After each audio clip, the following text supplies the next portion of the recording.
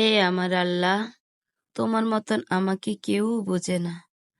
আমার পরিস্থিতি এবং আমার হৃদয়ের সম্পর্কে তুমি সবচাইতে বেশি জানো।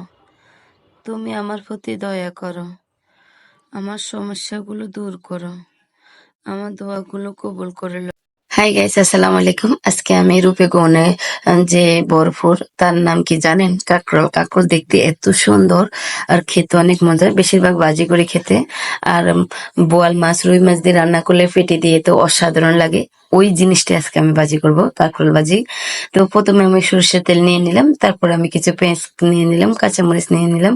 এটাকে হালকা লাড়াচাড়া করে তারপর আমি একটু আদা দিলাম, আদা দিয়ে লবণ দিয়ে আমি একটু লাড়াচাড়া করব। লাড়াচাড়া করে আমি একটু হলুদ দিয়ে দেব, হলুদ দিয়ে আবারও একটু লাড়াচাড়া করব, একটু কষাবো। পানি দিয়ে কষানোর পরে ওটা আমি এডিট করার কারণে আপনাদেরকে দেখাই নাই। তারপর আমি বাজিটা দিয়ে দিলাম, বাজিটা দিয়ে তারপর আমি ডাকনা দিয়ে দিলাম, ডাকনা দিয়ে আবারও উঠে লাড়াচাড়া করব। লাড়াচাড়া একটু হয়ে আসছে, তারপরে আমি আবার ডাকনা দিয়ে দিলাম, আবারও উঠাবো। দেখি যে আমার কাঁকড়োর বাজিটা রেডি অলরেডি, খুব সুন্দর।